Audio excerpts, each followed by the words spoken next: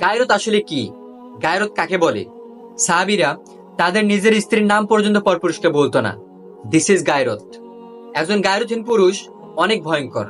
আর এখনকার পুরুষদের গায়রত থাকবে তো দূরের কথা, তারা তাদের নিজের স্ত্রীর ছবি ফেসবুক ইনস্টাগ্রামে আপলোড দিয়ে মানুষকে দেখায়। নাউজুবিল্লাহ।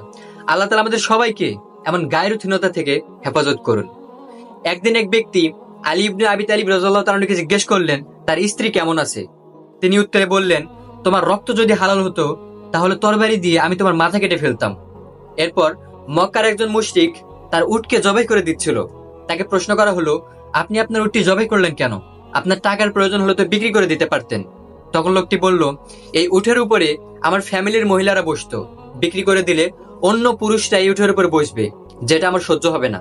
এই জন্যই উটটাই আমি রাখবো না। Can you imagine? জাস্ট একবার ভাবুন, একজন মুশরিক হওয়ার সত্ত্বেও তার কত গায়রত। আর আমাদের ভাই বোনদের কি অবস্থা! আস্তাগফিরুল্লাহ। নিজের স্ত্রীকে পরপুরুষকে দেখানো প্রত্যেকটি মানুষ নির্লজ্জ, নির্বোধ, বিকলঙ্গ, প্রতিবন্ধী, গায়রথীন কাপুরুষ। আর গায়রথীন পুরুষরা সবাই দায়ুজ। রাসূলুল্লাহ সাল্লাল্লাহু আলাইহি ওয়াসাল্লাম বলেছেন, এরা তো জান্নাত পাবেই না, জান্নাতের গন্ধও পাবে না। সূরা হাদীদের 20 নম্বর আয়াতে আল্লাহ তাআলা বলতেছেন, আমাল হায়াতুদ দুনিয়া ইল্লা মাতাউল গুরুর। এই দুনিয়ার পুরো জীবনটা ধোঁকার সামগ্রী ছাড়া তো আর কিছুই না। এরপর সূরা ফাজরের 20 নম্বর আয়াতে আল্লাহ তাআলা বলতেছেন, অতুহিব্বুনাল মালা হুব্বান জাম্মা।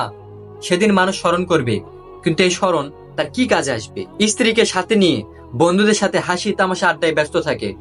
স্ত্রীর চুল দেখা যাবে, এত কষ্ট পাবে তো দূরের কথা, বিয়ের সময় বন্ধুকে নিজের বউকে দেখিয়ে পরে আবার শোনে, দেখতে কেমন মেয়েটা।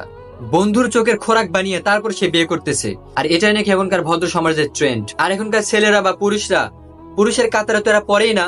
যাই হোক, এদের গায়রত থাকবে তো দূরের কথা, আসলে গায়রতটা কি অনেকে এটাই জানে না। এই উম্মার জন্য আমার অনেক আফসোস হয় যে এই উম্মার ম্যাক্সিমাম পুরুষরা জানে না গায়রত কি।